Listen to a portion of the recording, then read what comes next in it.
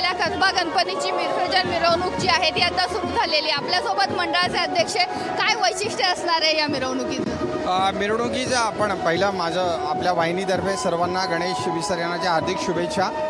या वर्षीचं फार मोठं वैशिष्ट्य असं आहे की श्रींच्या घरगुती मूर्तींचं आणि मंडळांच्या मूर्तीचं विसर्जन जे आहे, मागच्या वर्षी जी जनजागृती सर्व मानाच्या मंडळांनी केली होती, त्यामुळं मोठ्या प्रमाणावर श्रींच्या मूर्तींचं विसर्जन हे स्वच्छ पाण्यामध्ये, हौदामध्ये किंवा सोडियम बायकार्बोनेटमध्ये होणार आहे.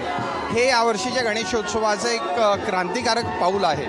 आपण जर बघितलं आहे, श्रींची मूर्ती चांदीच्या पालखीमध्ये विराजमान होऊन मिरवणुकीसाठी, मुख्य मिरवणुकीसाठी जात आहे. हे करत असताना अत्यंत हर्ष उल्हासाने कोणती पथकं जी आहेत ती मिरवणुकीचं आकर्षण काय असणार आहे? आपण यावर्षी जर बघितलं, आरोग्याची समस्या ही आज सगळ्यांनाच आहे, पण आपण शारीरिक आरोग्याबरोबर मानसिक आरोग्याची सुधारणा कशी करता येईल त्याच्यासाठी आरोग्यम धनसंपदा म्हणून आमचं एक मानसोपचार तज्ज्ञांचं एक पथक जनजागृतीसाठी येणार आहे. तसेच आपलं शिववर्धन पथक, रमणबाग पथक आणि कलावंतांचं पथक, जे मराठी कलावंत आहेत त्यांचं ढोल पथक यावेळेला हे मुख्य आकर्षण राहणार आहे. आर्ट ऑफ लिव्हिंग आहे.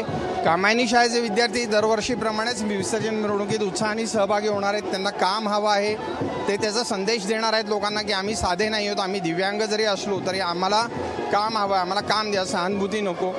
आणि महिला असंख्य प्रमाणात आपल्या श्रींच्या विसर्जन मिरवणुकीमध्ये सहभागी असतात.